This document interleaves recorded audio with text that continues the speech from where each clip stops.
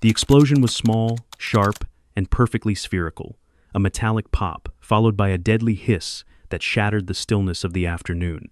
Every Velaree scout on the ground reacted with synchronized terror. Instinct guided them faster than thought.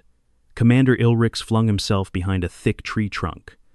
Tyven activated his personal bioshield, a quicksilver shimmer pulsing around him. Lil, the youngest, simply collapsed to the ground and covered her head, her limbs trembling uncontrollably. Across the open grass, the human remained seated on a bench, alive, unharmed, taking another sip. He tilted his head slightly, as if curious about the sudden flurry of birds lifting into the sky. He showed no signs of distress, no burns, no chemical exposure, not even a heightened pulse.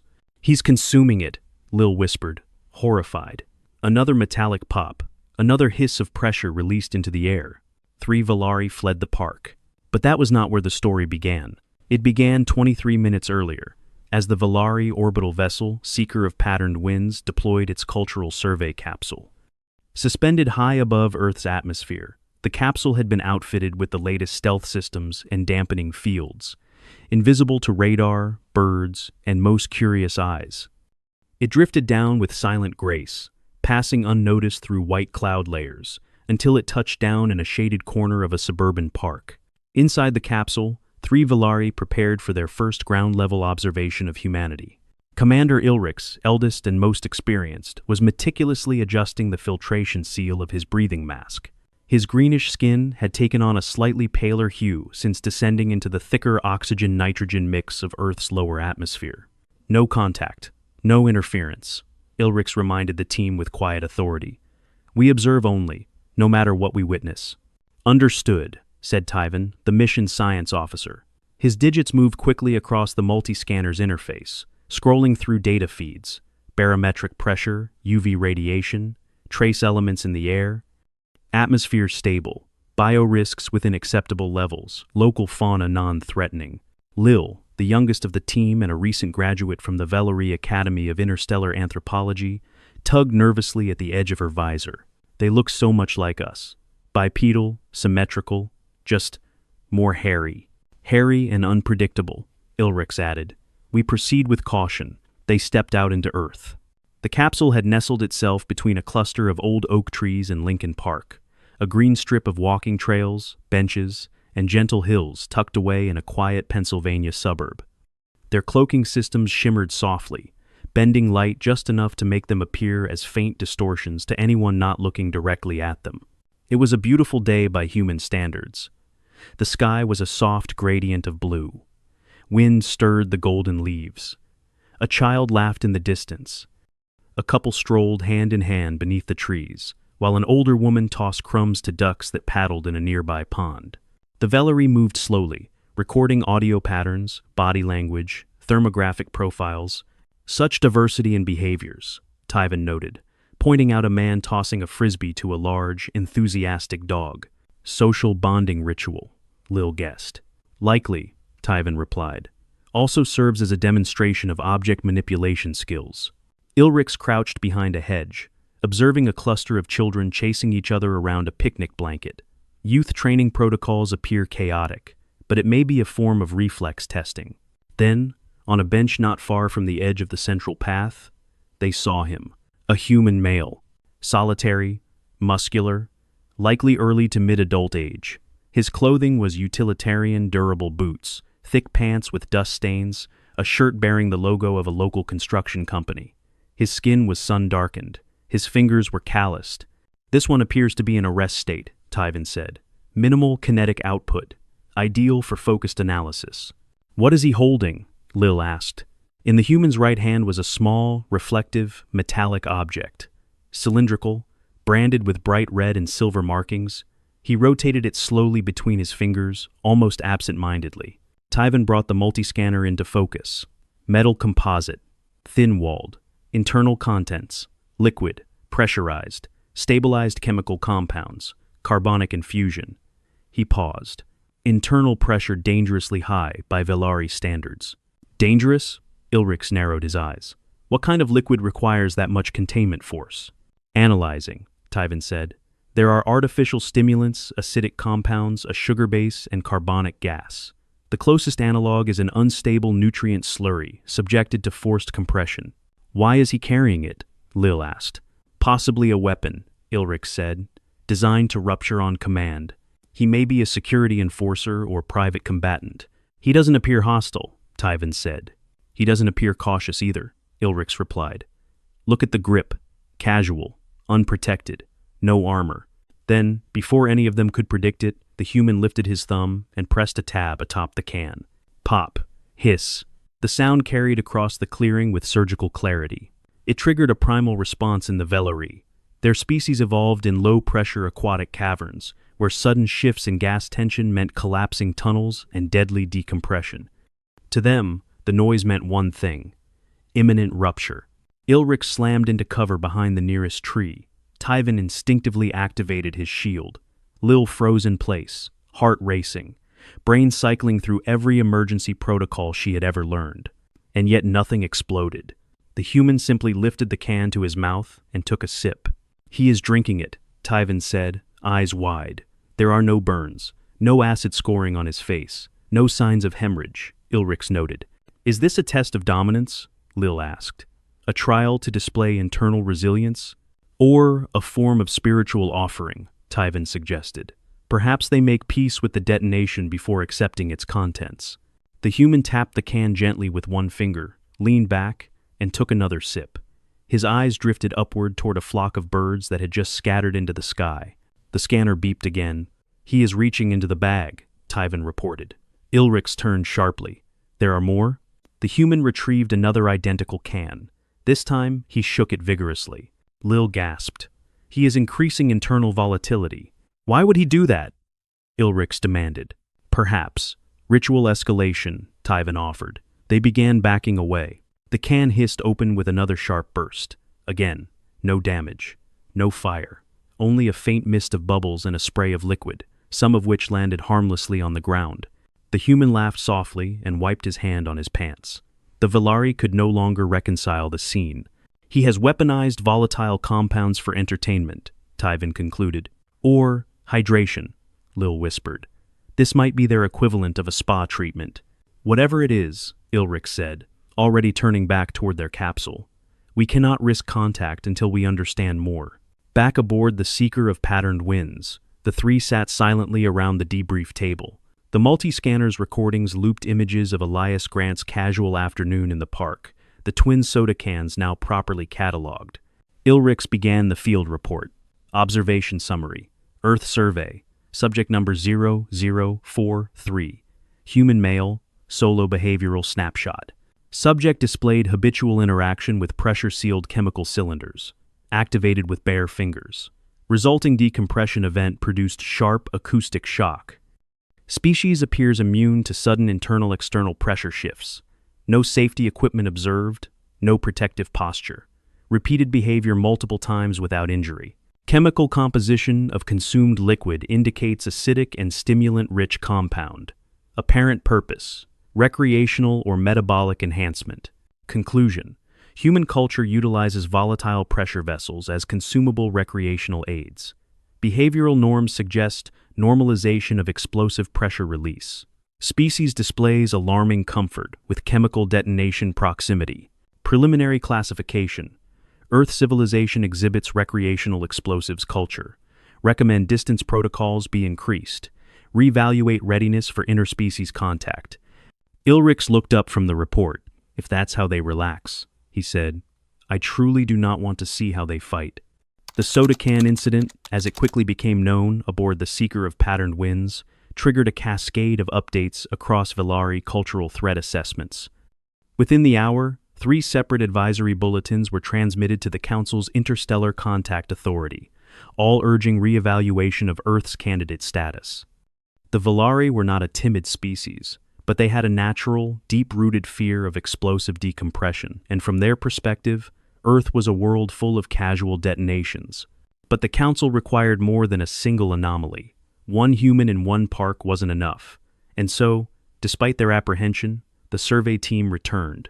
The next morning, under a soft sunrise and the smell of warm grass and distant traffic, The Vellery trio recloaked and redeployed to the surface. Lil hesitated at the threshold of the capsule, eyeing the world beyond with suspicion. "They just walk around with those things," she murmured. "Yes," Tyven replied, holding his scanner tightly, "and apparently drink them." Commander Ilrix adjusted the harmonics of his cloaking shroud and stepped out first. "We will observe broader behavior patterns today. Perhaps what we saw was an outlier. Or," Tyven said grimly, "we're underestimating how explosive their society really is." They fanned out into the park once more, blending among the leaves and drifting through shafts of morning light. The environment was much the same: joggers, dogs, chirping birds, but the Vellery were not the same. Every hiss of a passing sprinkler or crack of a snapping branch made Lil flinch. Then she spotted another human with a metallic cylinder. This one was younger, possibly late teens. She sat on a stone bench near a bronze statue of a local mayor. Her foot tapped to the beat of music playing through wired headphones, and in her hand was a cold, sweating soda can. Lil gestured silently to the others. Tyven's scanner was already locking on. "Same pressure readings," he confirmed. "This one is unopened. Liquid carbonation present. Volatile potential intact." Ilrix leaned forward slightly, squinting. "She doesn't seem to treat it with reverence or caution. It's just part of her. Mourning?" The girl set the can on the bench beside her and tied her shoe. A squirrel darted by. She didn't notice the three invisible aliens watching with bated breath. Then, casually, she picked up the can and opened it. Pop, hiss. The sound cracked through the air again, and this time, Lil didn't duck. She froze, her muscles tight, but she stayed upright, eyes locked on the girl. There was no panic. The human merely sipped the soda, tilted her head back, and exhaled contentedly. "She's smiling," Lil whispered. They enjoy this." Ilrix folded his arms. "It is ritualistic, routine, practiced. Almost meditative," Tyven added. "I'm starting to think the noise isn't just tolerated, it's valued." "Why?" Lil asked. "It sounds like danger. It feels like danger. Perhaps for them, danger and refreshment are intertwined," Tyven said. "It might be a cultural merger of thrill-seeking and consumption, an emotional stimulant layered onto a chemical one." They watched the girl finish her drink, crumple the can, and toss it into a nearby bin without ceremony. Then she walked off, humming to herself, earbuds bouncing with each step. Ilrix exhaled through his regulator. "We need more data points." And they got them. By midday, they had counted 7 separate soda can openings in the park, some accompanied by laughter. One used to pour over ice in a plastic cup. One young boy dropped his and watched it fizz violently in the grass. None showed fear. None used protective equipment. And everyone treated the pressurized device as a benign, even joyful object. The humans passed them to one another without warning. They pulled cans from insulated bags. They opened them in cars. One man even drank 2 simultaneously, one in each hand, like a celebration. Ilrix's threat matrix was in disarray. "We've been thinking of them as careless with danger," he said at last, as they regrouped behind a camouflaged picnic table. "But I believe now that they have redefined danger entirely. It's not recklessness, it's intentional engagement. They embrace this volatility." Tyven nodded. "Cultural resilience, symbolic defiance of hazard, a shared language of bubbles and bang." Lil was silent for a moment. Then she said, "I think we're afraid of them because they aren't afraid of what scares us." They stood quietly, watching a toddler open a can under the supervision of his mother. The child clapped when it fizzed over his hands. Later that afternoon, they followed Elias Grant again, the same man from the day before, still in his work uniform, still calm, unbothered, strolling toward a food truck parked just outside the park entrance. Elias ordered a sandwich. While waiting, he reached into the cooler and retrieved another soda. Ilrix made a quiet sound. "Again?" "He must go through several per day," Tyven noted. The Vellery crouched on the building's rooftop above the truck, nearly undetectable. Below, Elias turned the can slowly in his hand, examining the label. Then he smiled. "He's gonna do it again," Lil whispered. Sure enough, Elias opened the can. The hiss seemed louder this time, but he didn't flinch. Nor did the food truck worker beside him, who was also opening 2 identical detonations in quick succession. The Vellery trio blinked at each other. "Double ignition," Tyven muttered. "Synchronized consumption. Ritual bonding," Ilrix offered. Lil shook her head. I think it's just lunch. They stayed hidden until Elias finished his drink and wandered back into the park. But before he disappeared from view, he stopped and bent down near a child who had dropped his soda. The can rolled under a bench. Elias retrieved it, gently wiped it off, and handed it back. He said something. The child laughed. Then, with a smile, Elias gave the can a quick shake before stepping away. The child looked delighted, and then he opened it. The spray shot out like a miniature geyser, soaking the bench and splattering his shoes. The child screamed with joy. The mother laughed and handed him a napkin. Ilrix stared. He taught him to shake it. On purpose. It's a game, Tyven said in disbelief. They escalate the danger for amusement. This is how civilizations collapse, Ilrix muttered. From within, with fizz. But Lil, still watching the child laugh, tilted her head thoughtfully. Or maybe it's how they bond, she said. They make little explosions safe, predictable, something they can share. Maybe it's not about the drink at all. Maybe it's about trust. You give someone a can and say, "Here, I'm not going to hurt you. I'll even shake it a little, just for fun." Ilrix didn't answer. By nightfall, the report was ready. Supplemental observation. Earth survey. Day 2. Population exhibits widespread and normalized interaction with pressurized fluid cylinders. Usage spans all age ranges. Observed in casual and social contexts. No evidence of protective containment or specialized training. Secondary behaviors include deliberate agitation prior to activation, indicating cultural gamesmanship. Recreational detonation appears to fulfill a symbolic role, potentially reinforcing social cohesion or stress acclimation. Subject Elias Grant, observed initiating and encouraging secondary explosive behavior in juveniles. Resulting reactions were positive and laughter-oriented. Conclusion. Earth culture continues to demonstrate complex relationship with chemical volatility. Risk embraced as form of ritualized play. Reclassification. Request. Recreational explosives. Culture elevated to social detonation integration. Proceed with caution.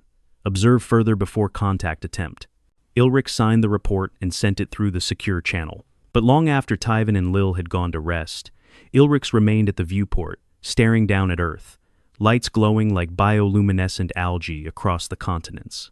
There were civilizations where danger divided people, where fear was a wall between trust, and then there was this world, where humans handed each other ticking cans, smiled, and said, "Go on, open it."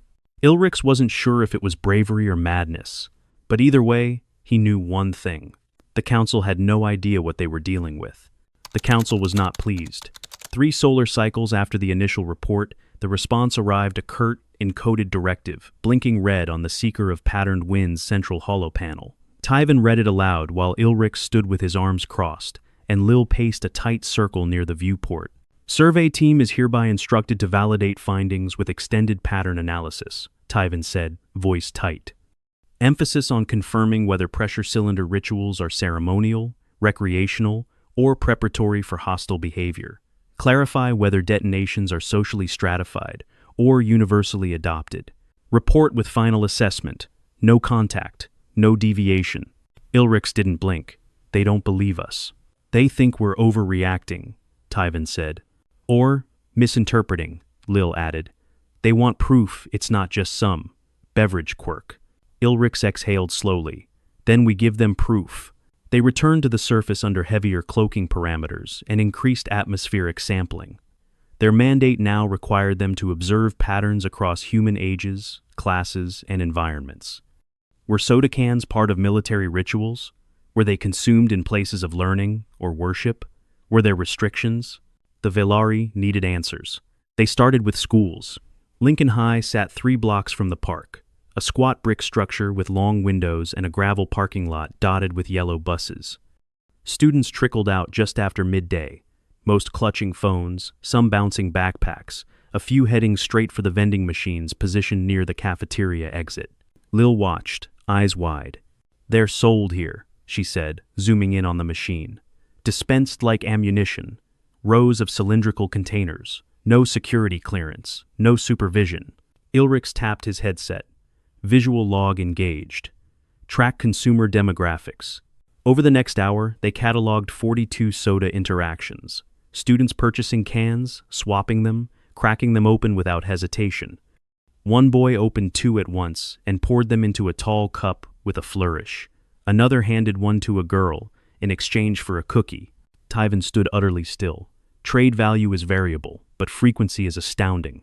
They do this daily, Lil whispered. It's as common as breathing. Inside the cafeteria, a teacher sat alone with a sandwich and a soda beside her. She opened it slowly, the hiss barely audible under the din of student chatter. No reaction to the sound, Ilrix noted. No protective measures. He was beginning to understand something he didn't like.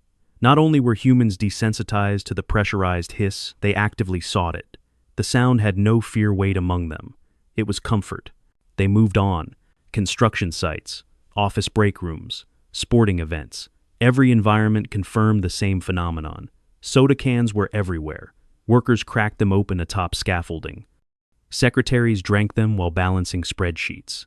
Athletes downed them before and after events, carbonated or not. The Valerie even witnessed a wedding in which the best man toasted the couple with a cola. "You're documenting this, right?" Lil said. "That's an actual sacred bonding ritual." And they used a can. "A symbol of celebration," Tyven confirmed. "The cylinder is elevated by proximity to joy." Ilrix looked down at the can in the groom's hand. "This goes beyond tolerance. They've made a cultural idol out of controlled pressure release." The final test came at a hospital. It took considerable cloaking power and audio filtering, but they positioned themselves above the visitor's entrance of the regional medical center. They needed to know whether such objects were allowed in places of vulnerability. Where emotional stakes were high, they didn't wait long. A man in a pale blue button-down shirt exited the building with a paper bag and sat at the edge of a concrete bench. His face was drawn. His shoulders sagged. His hands trembled slightly as he reached into the bag and pulled out a can of soda. Lil inhaled sharply. He sat there for a moment, the can unopened, just held gently between his palms. Then he looked up at the sky, closed his eyes, and popped the tab. The hiss was long, subtle. He drank slowly, wiped his mouth, and took a deep breath. Then he smiled. Not a large smile, just a thin curve of the lips. But it was real, grounded. Ilrix didn't look away.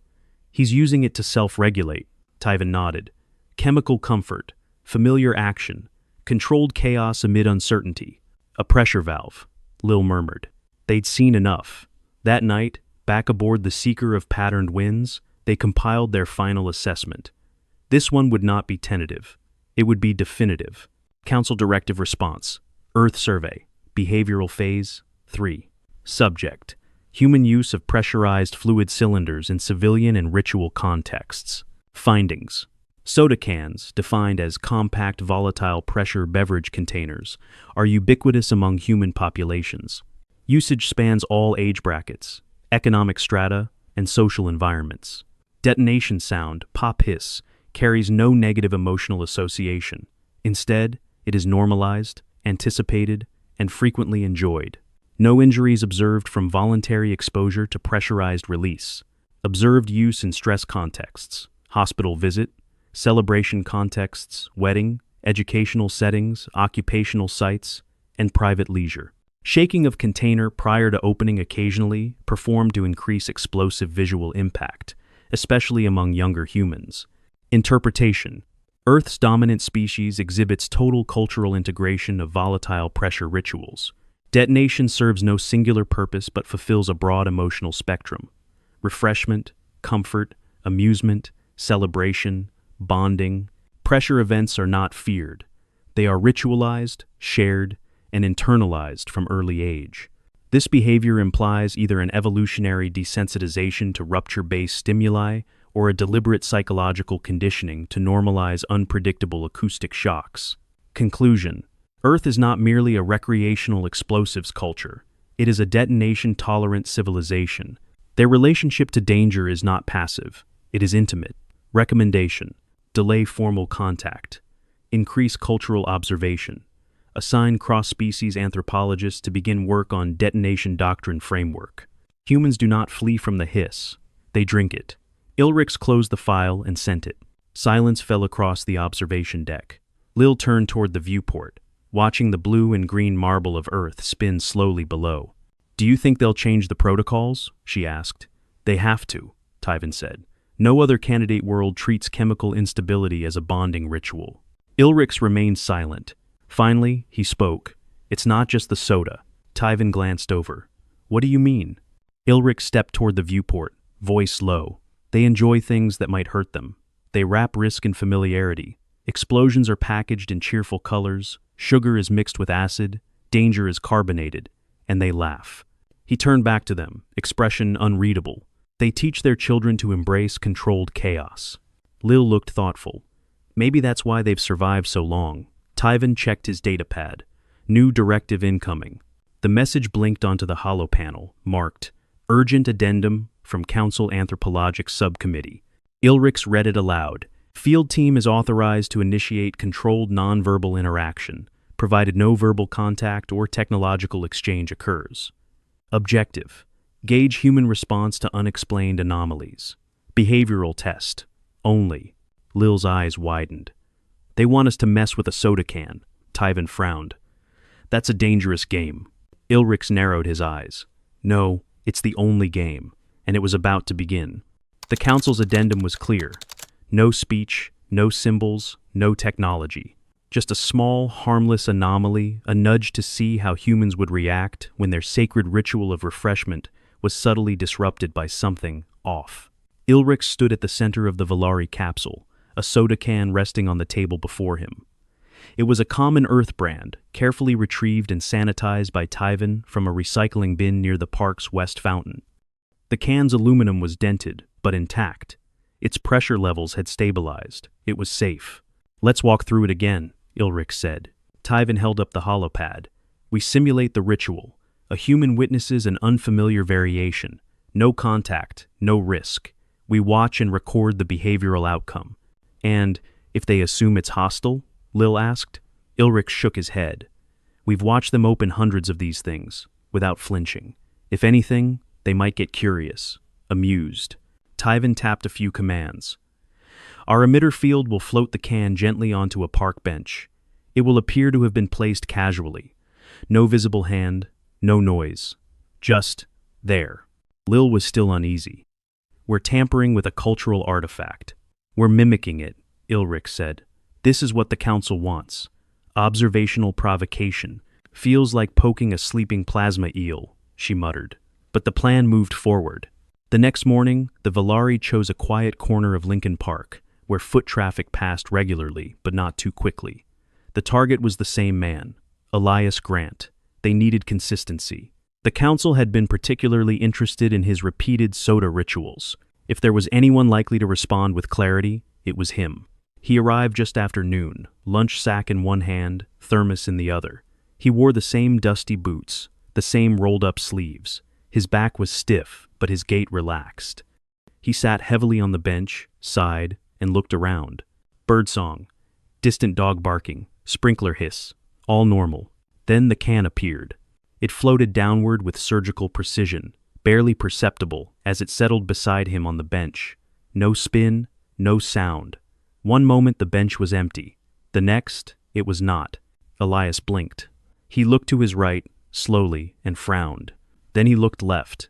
No one there. Then back at the can.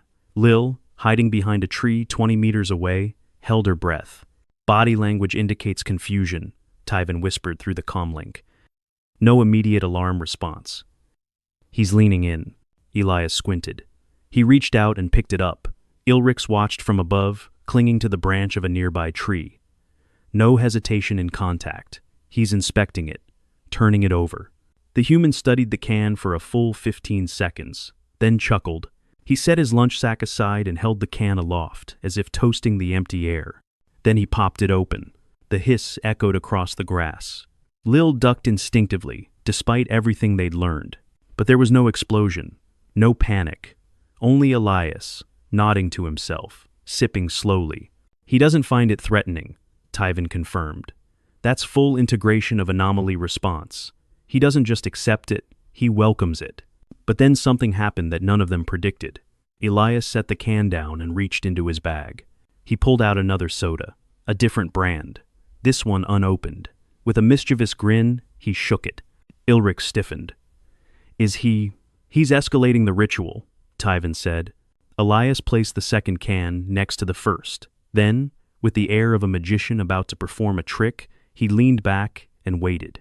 Lil whispered, "He's offering one back." For 10 full minutes, Elias sat there, sipping from the mystery soda, occasionally glancing at the second can with mild amusement. He spoke to it once, though the Valari's audio sensors couldn't pick up the words. Then, eventually, he finished his drink, crushed the empty can, and tossed it in the nearby bin. But he left the shaken one behind. He stood, stretched, and walked off, leaving behind the volatile offering like a challenge. Ilrix dropped silently to the ground as the cloaking field shimmered tighter around him. He understood, he said softly. He didn't panic. He didn't analyze it to death. He joined the ritual, adapted it, and gave something back. Tyven knelt beside the bench. Still sealed, he confirmed. Pressurized and dangerous if opened. Symbolic detonation, Lil said. A message we're expected to receive. Ilrix slowly reached out and picked up the can. For a moment, he considered opening it. To understand. To feel what they felt. But he didn't. Instead, he tucked it carefully into the containment pouch and stood. They returned to the capsule and filed their final report. Council Addendum Response. Cultural Feedback Trial. Earth. Subject. Controlled nonverbal interaction. Findings. Anomalous soda can introduction produced immediate recognition by subject Elias Grant. Subject displayed no fear, no suspicion, and no visible concern for potential trap or contamination. Subject engaged in ritual by opening the can, consuming contents, and maintaining standard behavior. Subject responded to perceived gesture with a reciprocal soda offering, deliberately shaken. Offering was left in place, unguarded, indicating trust or invitation. Subject departed with no aggressive or evasive action. Interpretation. Human behavioral response to unexplained anomalies within known ritual context is highly adaptive. Threat is not assumed. Gesture is interpreted within emotional framework of prior associations. Conclusion. Earth species demonstrates instinctive cultural elasticity. Contact potential is significantly higher than previously rated. Risk tolerance may function as a bridge for interspecies understanding. Recommendation. Council to reconsider Earth's candidate status. Authorize limited formal contact pending cross-cultural mediation protocols. Designation update. From recreational explosives culture to ritualized volatility civilization. Humans embrace pressure. Humans extend trust through risk. And when they are greeted with uncertainty, they offer you a shaken can. The council's reply came 12 hours later. 3 simple words. Prepare for contact. The next day, Elias returned to the park as usual. He sat on the same bench, ate the same sandwich, opened the same brand of soda with the same relaxed hiss. Then he looked down. Another can waited for him, a new one. Sleek, no brand, slightly taller, the metal unfamiliar. The tab shaped just a little differently. Elias stared at it, brow furrowing. Then he grinned. "Well," he muttered, "nice to finally meet y'all." And with one smooth motion, he popped it open. The hiss echoed, soft and welcoming. Birds scattered gently from the trees. Leaves rustled in the breeze. And somewhere nearby, hidden just beyond the curve of human vision, 3 aliens watched with quiet awe as the first shared ritual between